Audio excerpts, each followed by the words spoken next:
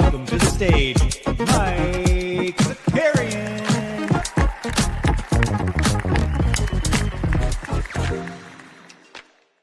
What's going on, everybody? Welcome back. The NBA bid is here. Apologies for the day off yesterday. We've been a little bit under the weather, which would also explain why we're here today. Because we didn't think we were going to be here on Friday, but here we are.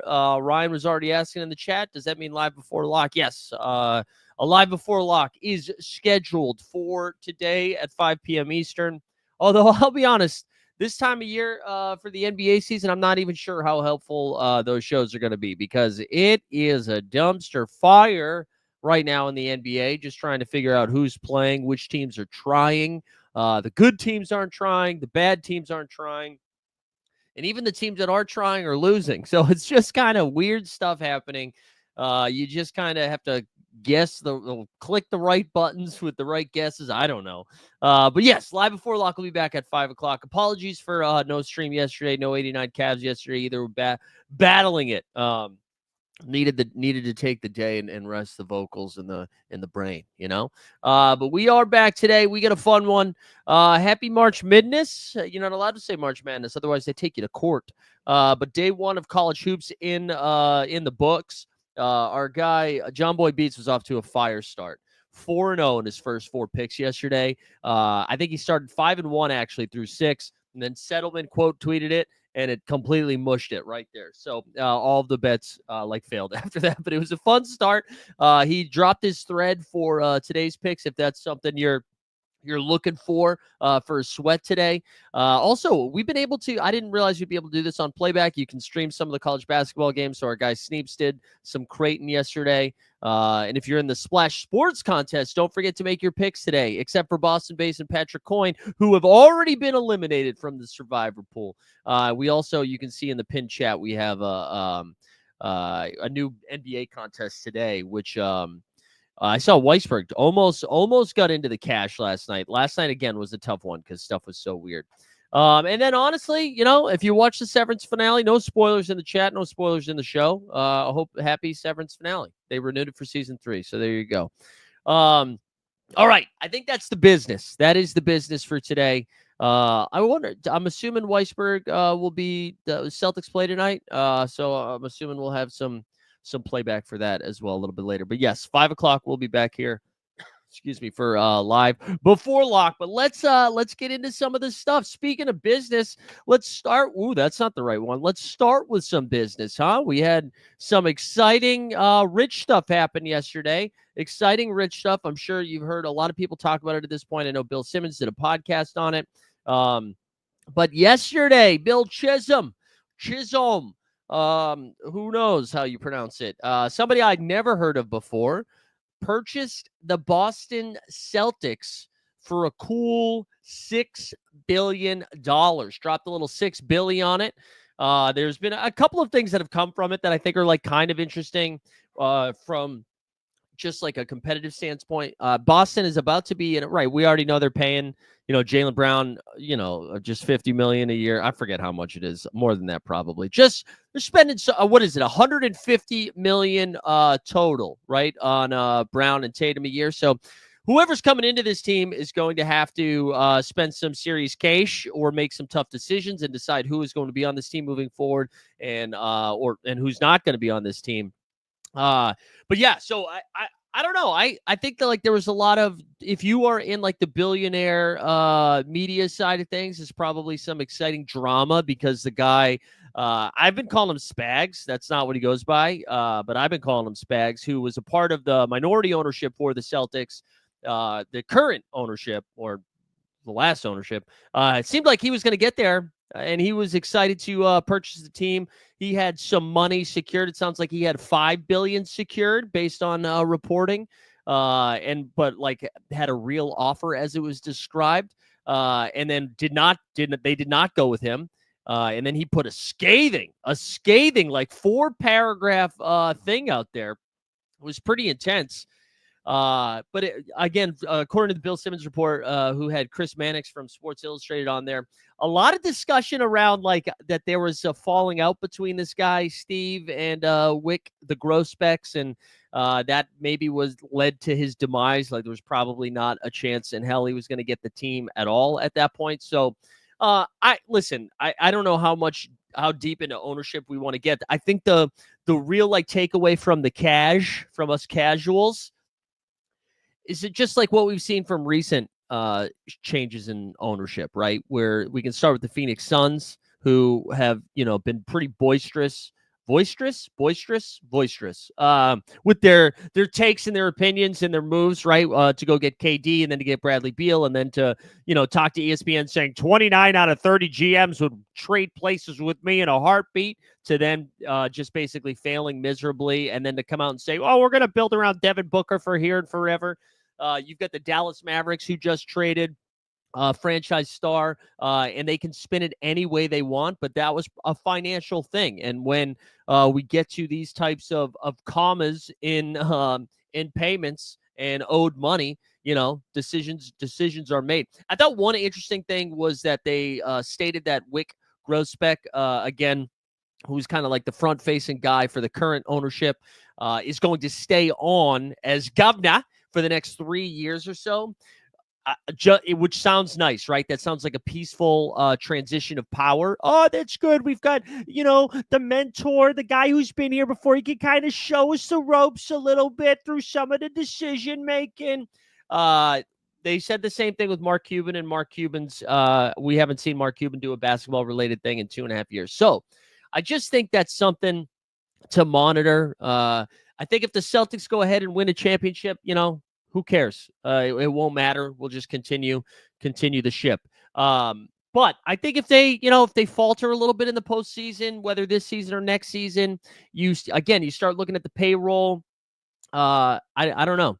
Yeah, Weisberg, I saw that. I still think again, Bill Simmons articulated this pretty well, and so did Chris Mannix, that once decisions start to get made, it's not going to be Wick making those decisions, right? Because Wick's not the one that paid a lot of money for the team. You pay $6 billion. You get to make those decisions, baby. That's what happens. Boston Base, hell yeah, brother. Thank you for gifting a membership out there. We love to see that. But anyways, I don't think there's too much to get into it. If you want to really get into the weeds, there's some smarter people that have written some smarter things about it. I do recommend that guy, Steve. I think a lot of people shared the tweet, Pagliuca, that paragraph. I'll actually pull up the tweet here in a second, or I'll drop it in the chat. That tweet from him was pretty bonkers. I've never seen somebody for him to just fire that out immediately after the sale was pretty intense. Again, like this, it reminded me of somebody that's been canceled trying to deny allegations in a notes app. Most famously, or most recently, Drewski doing that, being like, I was never at the Diddy parties. But anyways, it dropped it into the chat if you want to take a look at that. It was kind of weird, like, because it sounded like Steve was basically like, hey, I got cold hard cash for you, I'll pay in cash. Well, that's not what Spags is doing. That's not what Spags was doing. I think we got to get Spags catching on. I think we need to make it a Spags thing.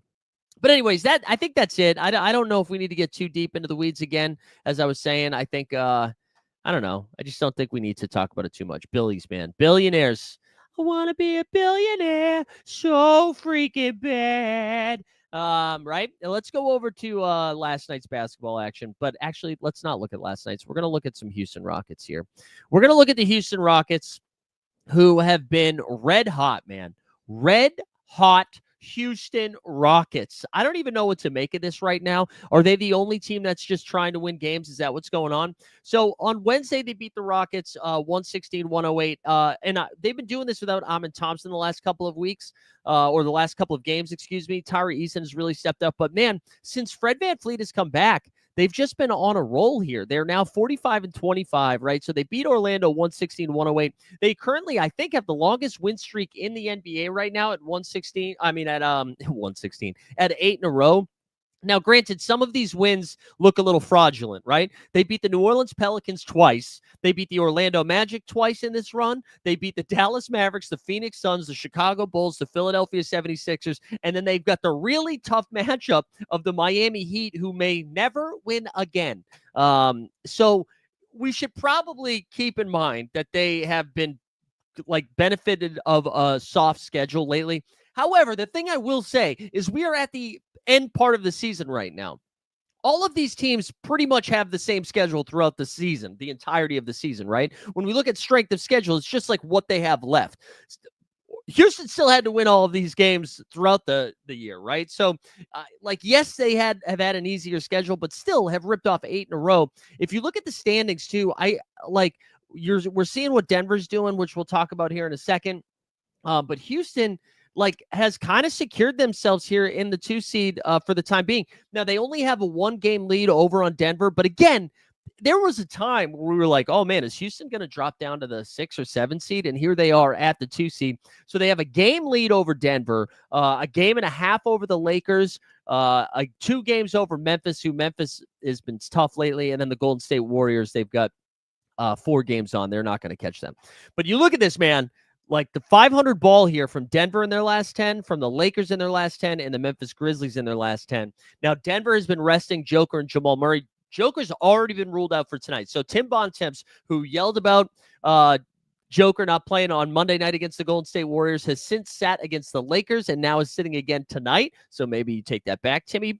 The Lakers have been doing this without LeBron. They also rested Luka last night in that game against Milwaukee. And Memphis has been doing it without Ja Morant, who I believe has already been ruled out again.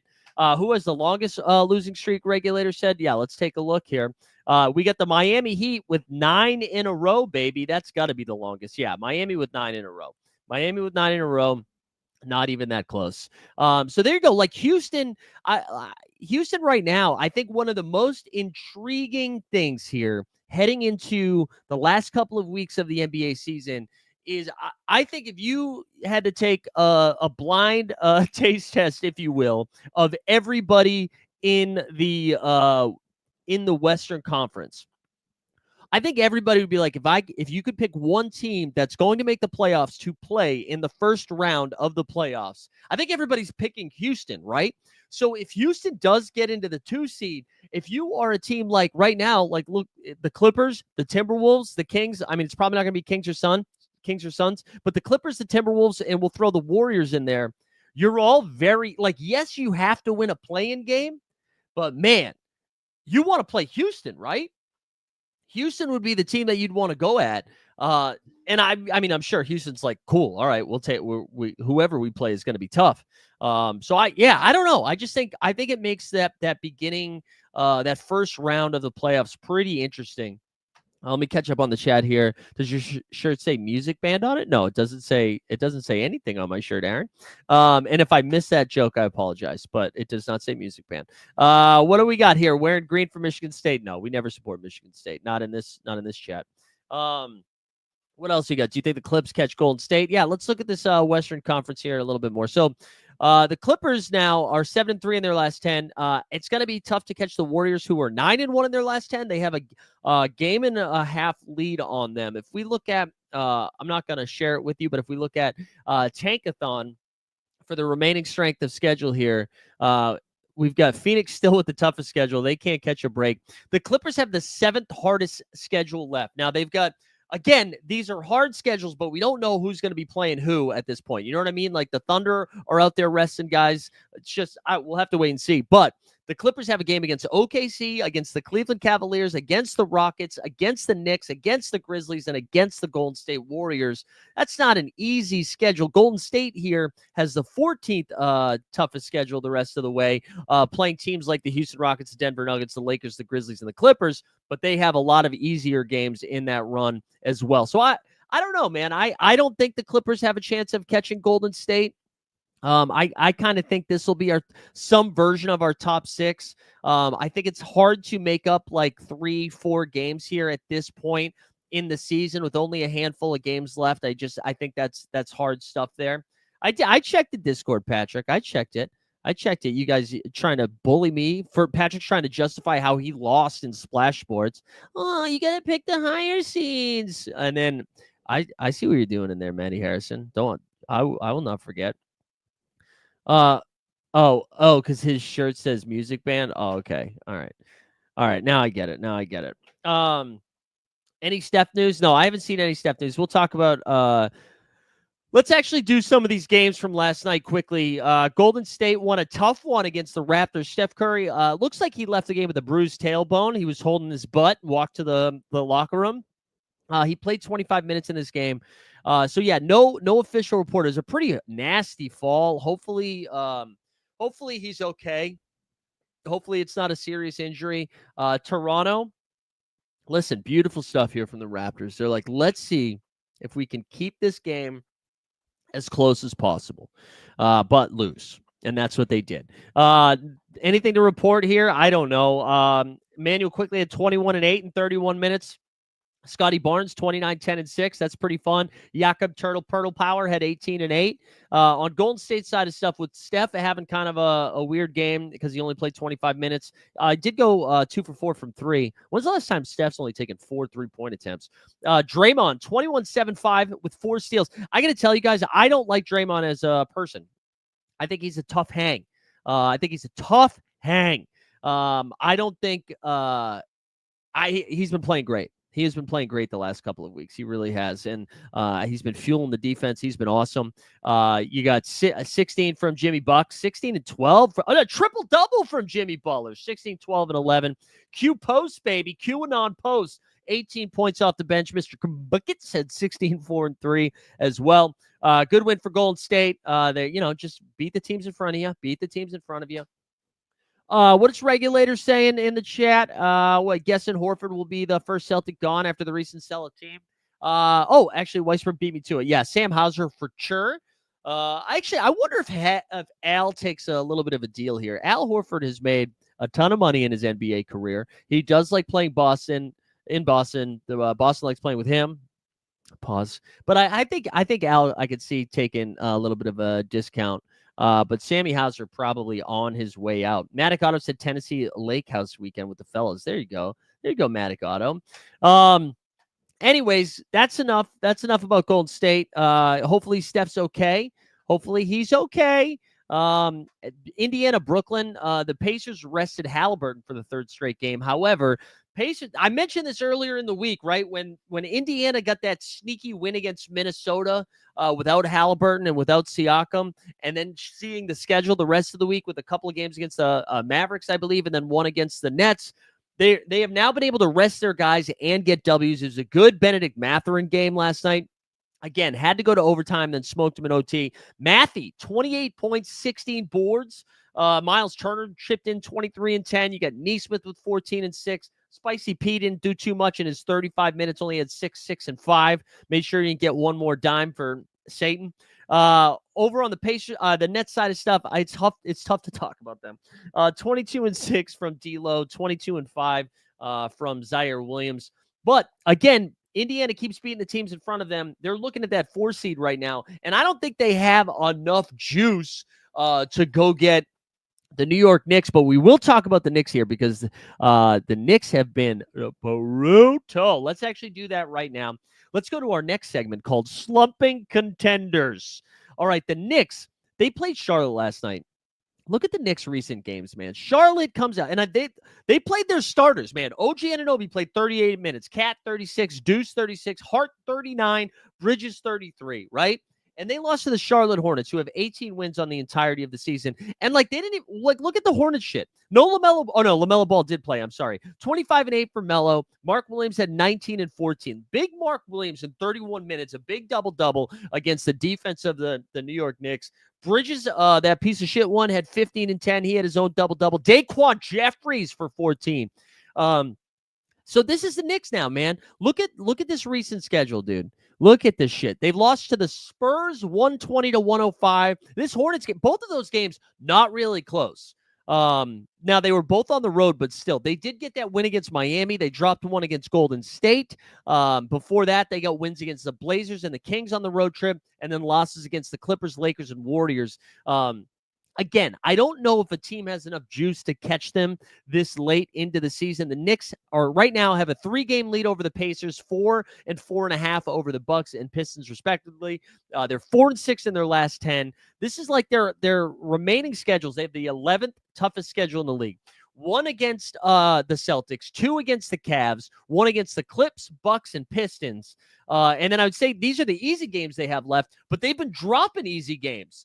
They got the Wizards, the Nets, the Sixers, the Blazers, the Suns, and the Mavs. I don't know, man. I still think the Knicks are in the 3 seed. I don't think it's going to get that spicy, but just some, weird stuff here. Yeah, Nurk killed the Knicks as well. They're in tough shape here for the Bing Bong Boys of New York.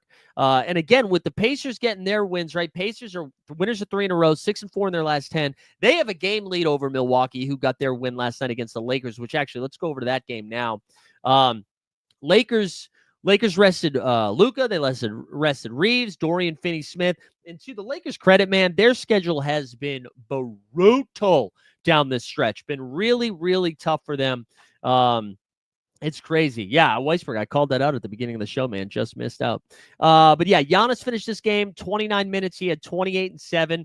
Got to the line 12 times, knocked down 10 of them. No Dame in this game.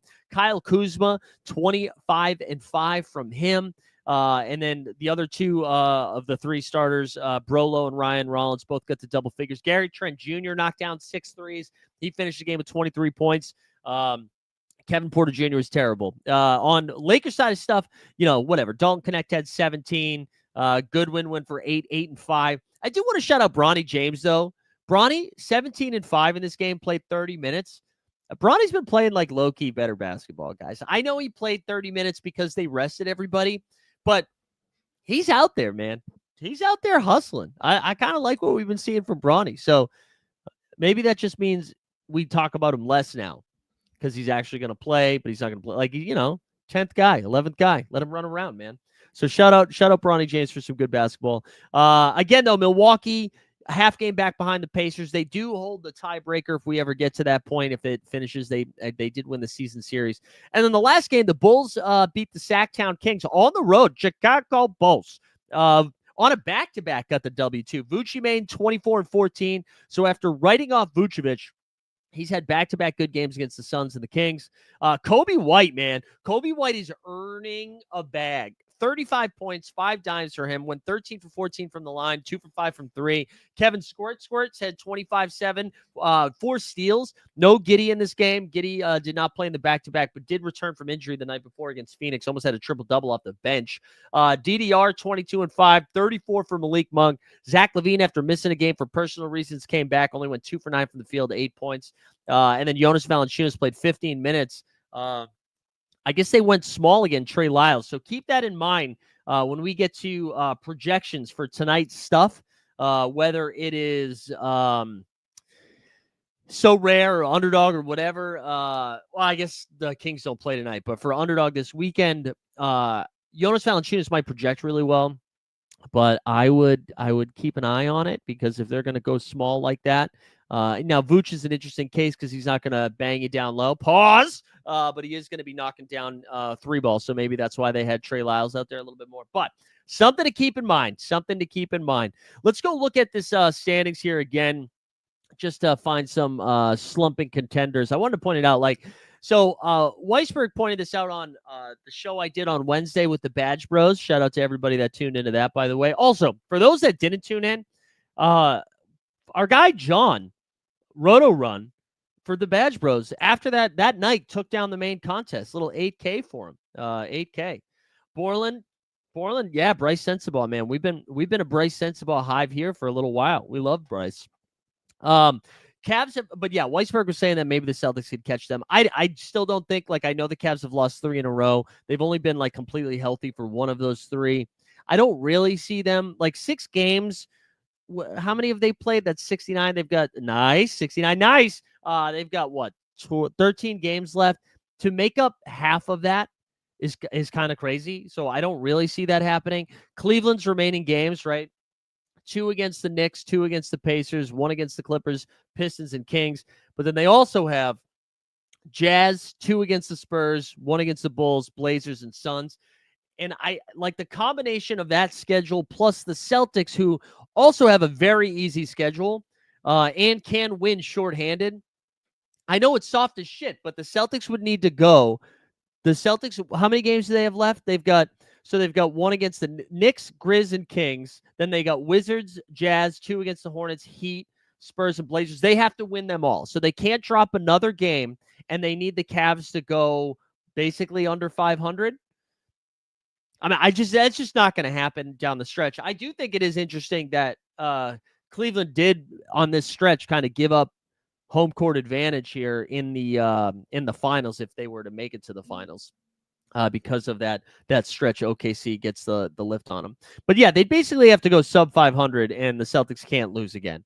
So that's tough. That's like a tough hill to climb, and I think Cleveland knows that. I think that's why you're seeing like Mitchell got some rest last week, Garland got rest, Mobley got rest. I know that was more injury related, but anyways, Cleveland has lost 3 in a row. You saw the Knicks we already talked about; they've lost 2 in a row. The Heat are just terrible. The Heat have lost 9 in a row. I don't even consider any of these teams contenders over there. But on the West side, you got Denver, again, 5-5 in their last 10. Grizzlies, 5-5 in their last 10. They've lost 2 in a row. Memphis has looked pretty bad, right, with losses to Portland and Sacramento. Phoenix Suns, welcome back to the play-in. Welcome back to the play-in, Phoenix Suns. They have leapt over the Dallas Mavericks. However, Phoenix could still fumble this bag. And then the Trailblazers, still only 2 games back of Phoenix. I don't think they can catch them, but Trailblazers have won 3 in a row. I mentioned Phoenix has the hardest schedule the rest of the way with games against, they got 12 games left. OKC, Cleveland, 2 against Boston, Houston, Knicks, Warriors. Fuck. They're in tough shape. Portland also the 9th toughest schedule, though. So again, I don't really think we see that.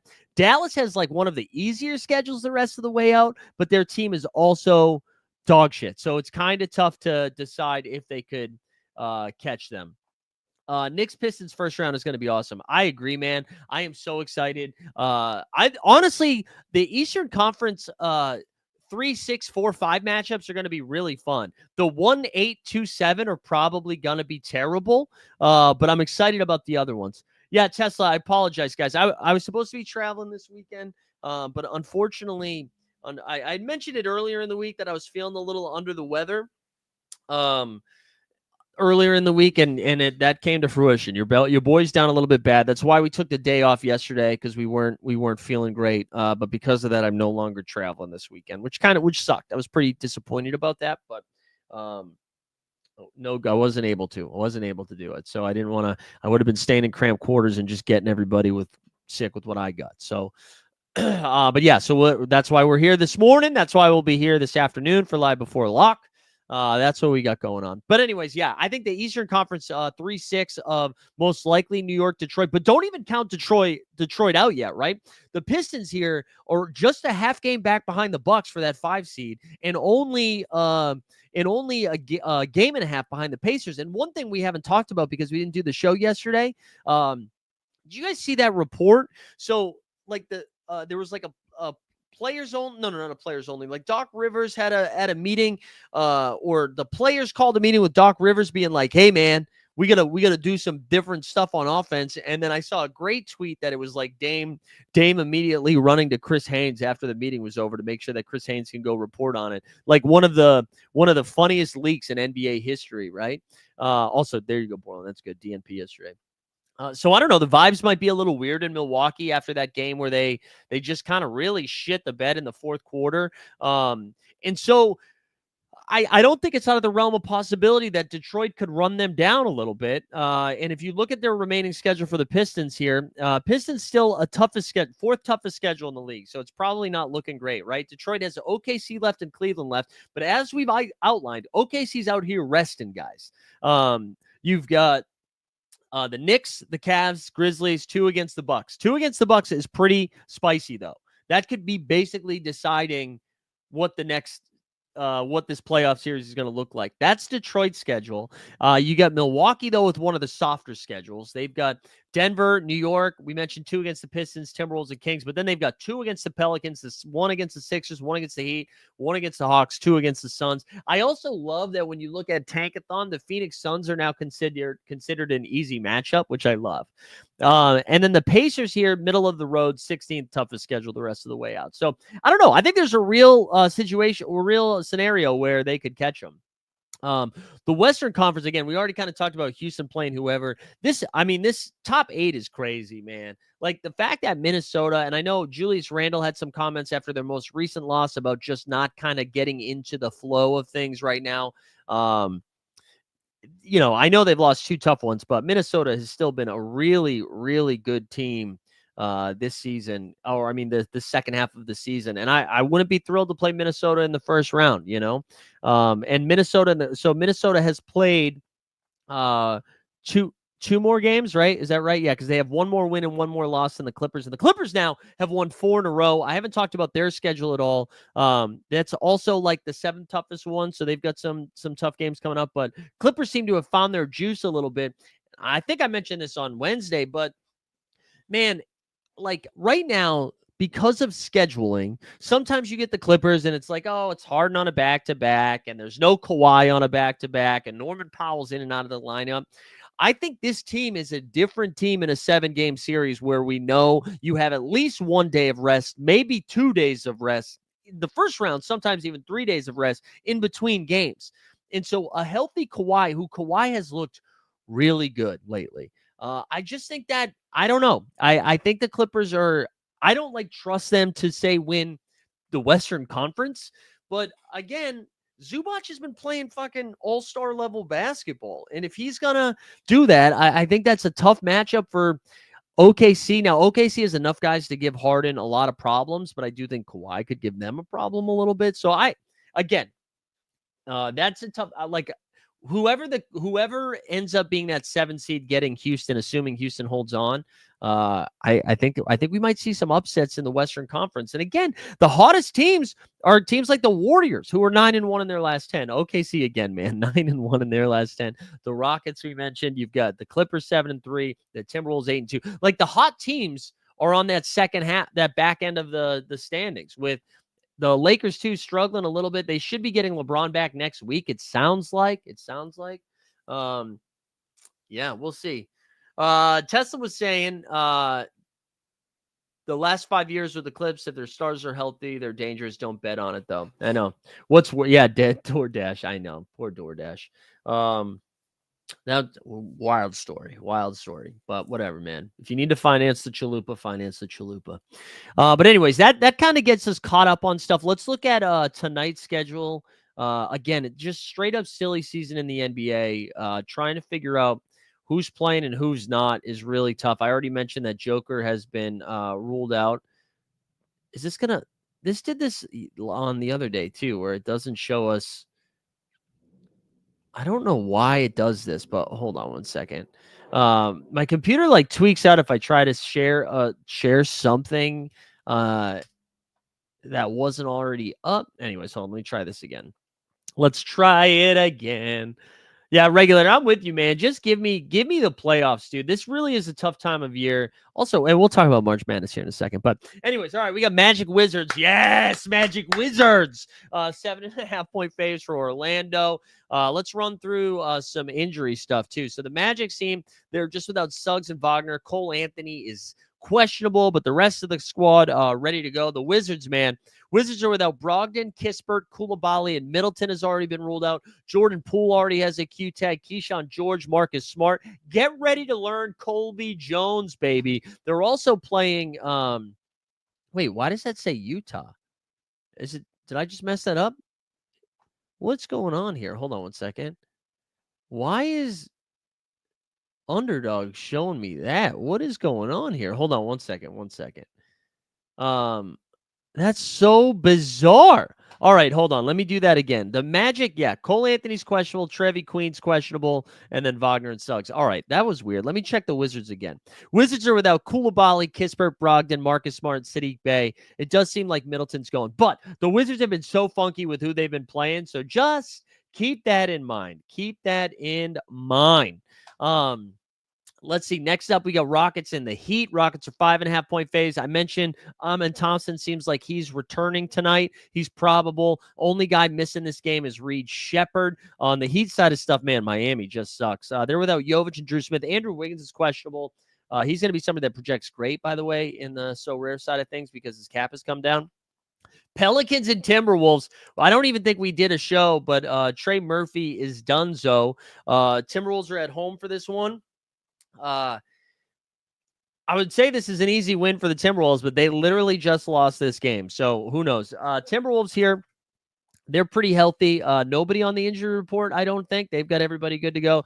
Pelicans on the other side, they're without Brandon Boston Jr. They can't play him because then they have to guarantee him some money, I think. DeJounte Murray, Herb Jones, Trey Murphy, all out. Zion should be good to go. Also, some Zion love here. Let me just rattle off some fantasy points here in his last couple of games. 53, 44, 35, and 50. He's been awesome. Zion's been playing so good, man. That's the one bright spot for that team. Hornets and Thunder.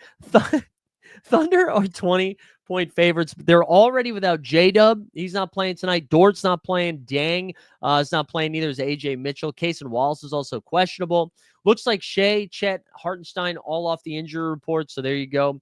For the Hornets side of stuff, they are on a back-to-back. So I imagine Mark Williams gets ruled out. I imagine LaMelo gets ruled out. I imagine that piece of shit Miles Bridges cooks. So get ready to learn Damian Baugh, right?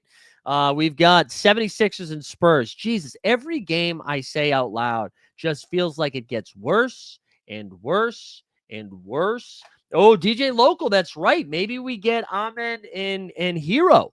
Maybe we get Amen and Hero, huh? Do you think Zion plays Sunday at Detroit? Yeah. I think Zion's been playing games that aren't back-to-back. So as long as it's not a back-to-back, and I don't know if the Pelicans play on Monday, but as long as it's not a back-to-back, I think he would play.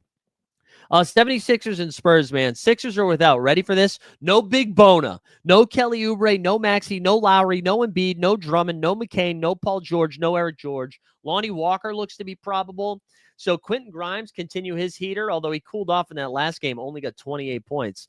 Quentin Grimes, Jared Butler, Chuma Okeke, Jeff Downton, Justin Edwards, Yabusele, Hood Shavino, rookie council. Also, Yabu's only been playing like 20 minutes a game. So, Jesus, man. On the Spurs side of stuff, they're without somebody named Riley Minix. Charles Bassey's out. Fox, Wemby. Shout out Sandro, by the way. If you guys didn't check this out, Sandro for the Spurs the other night, in 19 minutes, scored 34 points and 9 boards. But anyways, gross stuff in that game. Gross stuff.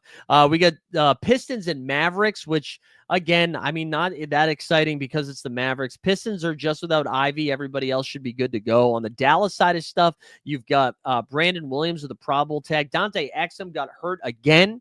AD's down with the G League right now. Daniel Gafford's still out. Caleb Martin, Derek Lively's still out. Just gross. We've got Celtics and Jazz. Jaylen Brown has already been ruled out in this one.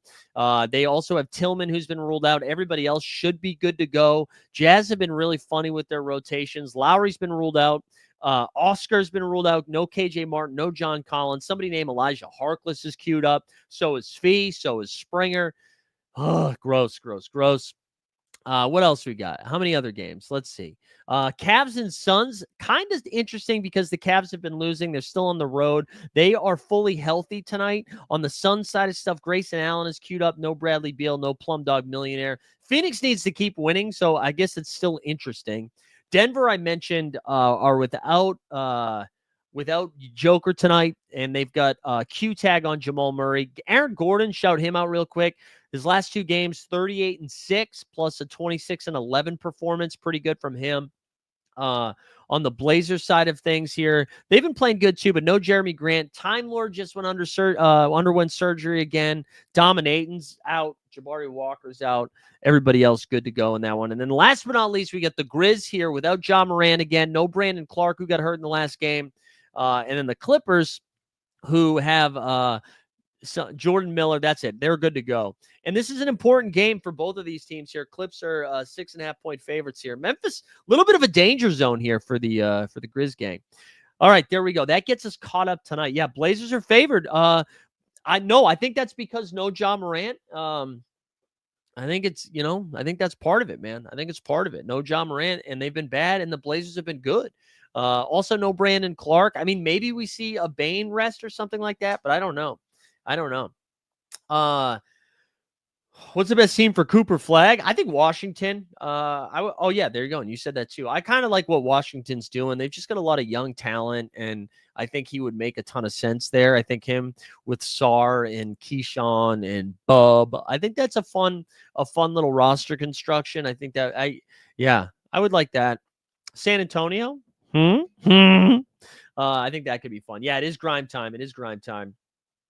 Tesla said 10 teams currently should forfeit this season. Awful product. I saw a great take on, was it either on the Discord or on Twitter, that the once we get to this part of the season, if you are a team battling for lottery position, right, that wins should actually count as the losses, if that makes sense. Like you should be it's almost like once we get to the teams that are in the lottery, like it's confirmed, we know basically what that bottom 14 is going to look like, or bottom 10 is going to look like. Maybe you cut it off at 10, that you actually get more ping pong ball chances because of the wins you accumulate in March and April versus the losses. So that encourages those teams to still try. I thought that was kind of interesting. I have no idea how you would implement that, but I thought that was like an interesting take. It is tough, man. I mean, like, I love this shit. I love the NBA. I grind tape. Like gene on gene grind, you know. I'm having a tough time right now. I'm having a tough time following this stuff. And like I think by winning the amount of games that you've won already, you are awarded some rest, right? Like if you're like, hey man, we're the 1 seed. We want to make sure we're healthy and ready to go. I don't think those teams should be penalized as much as the teams that are just flat out like, hey, Walker Kessler's available, but we're not going to use him at all today. And at first I thought it was just people who are gambling or playing fantasy sports that were frustrated with it, but it's just a terrible product. It is. It's a terrible product. So I don't know. I think that's an interesting thought process, but I don't really know. Hornets would be fun too. Hornets would be fun. Yeah, maybe underdog is saving me cash, or maybe I'd be fucking winning right now, Mike. Maybe I'd be winning. You ever think about that, brother? Huh? You ever think about that, brother? You've heard that points in favor instead. It just feels like it's starting earlier and earlier. Yeah, I think it kind of depends on the draft, because I don't remember this as aggressively last year. I know the Jazz and Wizards are always doing funky stuff, but I don't remember it being as aggressive the last couple of years, actually. But this year, I think we have a couple of things where we have clear, like OKC is clearly the 1 seed, right? So they're comfortable resting guys. The Celtics are clearly the 2. Cavs are clearly the 1, so they're resting guys. So we're seeing it at the top, but we're seeing it aggressively at the bottom. Thank you, Boston Base. This is very good, very helpful. But anyways, that catches us up. Just I guess like some March Madness stuff. I don't know. Do you guys have any? I just want to put this up here because it was going on. I don't know if it's because I'm getting older, and they're just like young children. I'm not having the same fun sweat that I used to have with March Madness. The one like thing that I see McNeese State is it McNeese or McNeese? I have been seeing, I watched that game. I watched a lot of it yesterday, actually, because I was on the couch. Like that game was fun to watch because this team was just so dominant defensively. They just locked up Clemson like from start to finish, and I thought that was pretty fun. So I enjoyed that game. I enjoyed the Creighton game. I think part of it is I don't have like a rooting interest. Like I don't have I went to a D3 school for undergrad, and then my D1 school for grad school. They're not very good at basketball. So that's part of it. Also being from the Northeast, so it's not like BC's up there. But I don't really love I don't know. I just was like, like normally I get a little bit more excited about it, I think. And I don't know if it's just I'm more NBA pilled than I am NCAA, but I don't know. Your BWW operator signed the manager to an NIL deal. Wow, that's pretty sick. The McNeese State NIL. That's fun. Yeah, I don't know. And maybe because Cooper Flag got hurt before. Yeah, probably just depression. The lack of stars in the NCAA hurts it. Yeah, that's true. I mean, the women's tournament, I'm sure I'll get more excited about. I also like Full disclosure, I don't really get too excited about the women's tournament until we get to the Sweet 16, but then I start watching it a little bit more. So that's, I don't know. I mean, maybe I'll get a little bit more hooked today. Maybe some of the games were a little mid yesterday, and that was part of it. But I don't know. I always like the idea of March Madness more than March Madness itself. So I don't know. I was more excited to watch the Severance finale than I was the games last night. Relax, Patty. Relax, Patty. But anyways, that's it. That's it. Splash Sports, baby. Are you guys out there? You guys grinding the Splash Sports? I say somewhere between probably 7 and 9.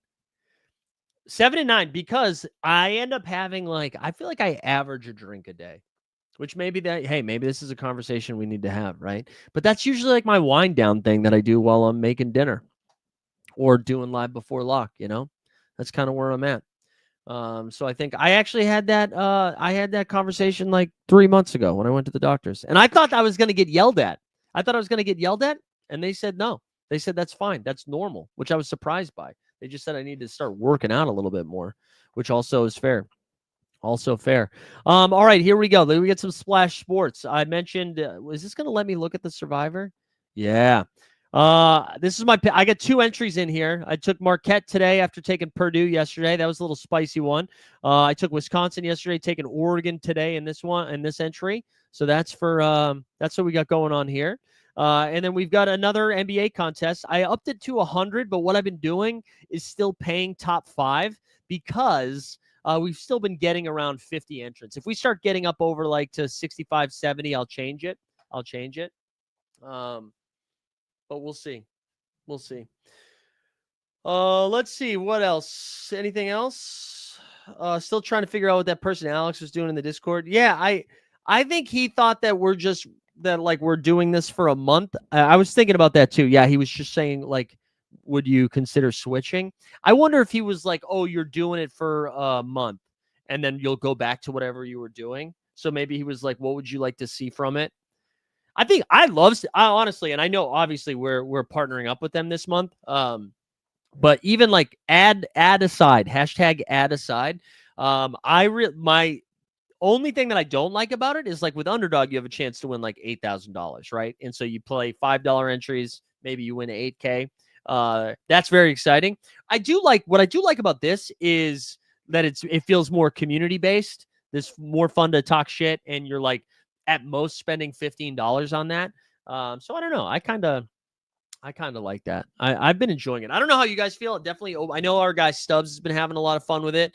If you guys have feedback on the types of contests, $5 seems to be like the right. I don't think I want to go. I think every once in a while, like maybe first day of the playoffs, we'll do like a $10 one. Maybe we'll do like a single entry instead of doing 3 entry max. But what's been cool about this is, like, I know you guys can probably see it on your end, but you can like follow people on Splash Sports. And one of the nice things is my I think this has brought so we're up to 145 like follower peoples over there, which whatever, that's not really currency. But what's been nice is we've had people who have just been watching our stuff or like playing in our contests have now been coming over to the shows, which I think is pretty cool. I think that's pretty cool. Why is Ingram a bust regular? Oh, wait, hold on. I'm sorry. I forgot you were talking to Regulator. I thought you were talking to Regulator. Sorry, I missed that. But I think that's it today. Do you guys have anything else? Anything else for me? Well, I don't know. Maybe they'll fire up some playback for some March Madness if you need a second screen during the workday. We're back at 5 p.m. today for Live Before Lock. I'm going to go drink some pineapple juice because that's good for the sore throat. I learned that. I don't know if you guys knew that. It's been very helpful. I've had like a recurring sore throat lately, I think, as I'm getting older and talking so much every day. And it's been very helpful. Also tea with honey, but everybody knew that one. But a little pineapple juice. It's like a Band-Aid almost. Anyways, I don't know. You guys have anything else for me here? When we wrap up? Hopefully we get some better basketball action over the weekend, but I have a feeling most of the spotlight is on the NCAA right now, so I don't know how the NBA, if there was ever a time to tank, it's probably this weekend because I don't know how many people are watching hoops, but good stuff, everybody.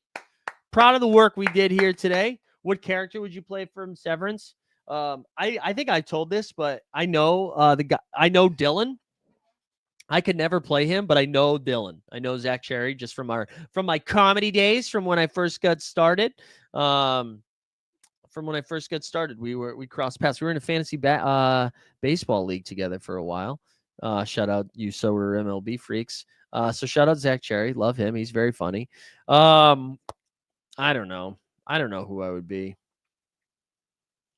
Yeah, I did. I watched the first 2 episodes, but I'm watching it with my wife, so I've been slowing down. Try Neti Pot, that works too. Tessa said, your chase for the 3-point record. Is there any sites that would let you set odds for that? Oh, that's funny. Yeah, like you're saying, you want to bet on my stats. The only problem, serious question, like a bet on anything app. I wonder if we could do that. The only problem is, like, I don't know. I mean, I guess they do keep track of stats, so you could follow it.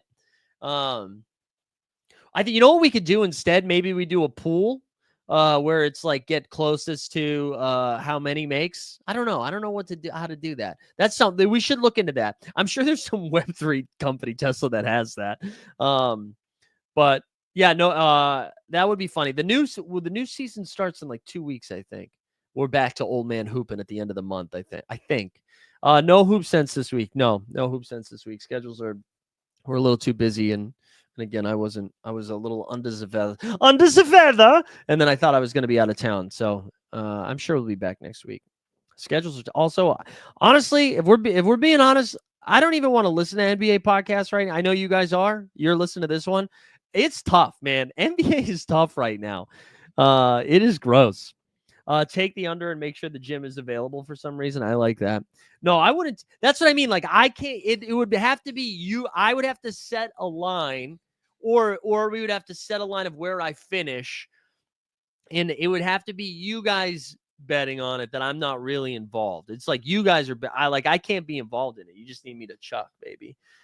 And I play for pride, man. So I'm pissed I didn't win the 3-point championship this year. I can't believe. I'm happy I came in second because I was a little bit nervous that I was going to really embarrass myself.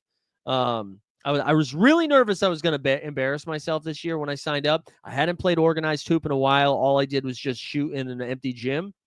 So I was happy with my performance. I would say I probably shot like mid 30% from 3. I think we can get that up a little bit. And I think now that I'm in a little bit better basketball shape, and also our team got a little bit better. I don't know. I think I can win that at some point, as long as some 39-year-old who turns 40 didn't play like Division II basketball.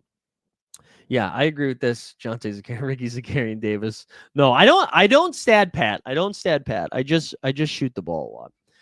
But I don't like. It's not aggressive. I only had one game where I probably took more than 10 shots, and that's we were shorthanded. We only had 5 guys. I had to play the whole game, and we were down a lot. So I was like, "Fuck this, let's get them up." But that's it. We've probably talked about too much about old man hoops, right? Just in general, we've probably talked about it too much. All right. I think let's call it there. I'm gonna go make some breakfast. I'm really hungry right now. I was gonna try to go to the gym today, but I don't feel good. So there's my excuse. It's built in right there. I'm just gonna go to bed. Not go to bed, have breakfast. I'll see you guys at 5:00. Enjoy some March Madness today. Go join the Splash Sports. Who wins you, Dream or one? I would fucking smoke Dream 1-on-1. Also, you know what? I want to show you guys something before we go. And shout out Tandy. I do love Tandy. I am going to make fun of him for a second. And I don't know if this is part of his contract work for Dapper Labs. But Tandy, this tweet, and maybe you watch the show, maybe you don't. This Twitter thread cracked me up, man. I love that he wrote this. And I know it. Listen, he's a monetized man on X now. So maybe he's trying to do one of those viral tweets. But this thread is hilarious. Have you ever heard of winning a brand new game? Have you ever heard of winning a brand new car for playing a low cost or even free NBA fantasy style game? This NBA Top Shot underdog story is wild. Ellipses, ellipses, ellipses. Meet Brian, aka Big Wood. Someone was reignited on NBA Top Shot thanks to the fast break game. He didn't have a fancy collection, mostly common moments, but through skill and smart strategy, he found himself near the top of the leaderboard after the first 6 days. Brian avoided using his star players like Giannis, SGA, Luka in the start of the fast break run, knowing he'd want them later. Thanks to some surprising performances from players like Royce O'Neal, 6 threes, he kept winning while keeping his star power for the end. However, he couldn't capture the win without the kindness and generosity of the NBA Top Shot community. When he knew he needed an SGA legendary moment near the back end of the run, a user from his favorite team Discord, LA Lakers, lent him the moment to help him. It was a nail-biter until the end, but Brian managed to eke out his win and capture first place for the first ever grand prize of a Kia Telluride. It shows that with some strategy and some teamwork, you too could take home first place in the next NBA Top Shot Fast Break Run. A new Fast Break Run recently began. You can get started for free if you've never played before. Oh, I love it. I love it. And I love Tandy. I do love Tandy. So that shots fired too. No, nothing but love for Tandy. But that felt like maybe, and listen, maybe that was for work. Maybe he did that for contract work. But that was the most ChatGPT fueled Twitter thread I have seen in a long time. It's like, oh God, I love it. I love it. Although the Top Shot Bros seem to be thriving right now. Everybody seems pretty happy. Everybody seems happy. So that's good. That's good. Oh, Tandy confirmed that was for work. All right. Shout out Tandy then. Shout out. Then listen, use ChatGPT to get paid. To get paid. All right, dogs. We're out of here. Enjoy the day. We'll see you at 5.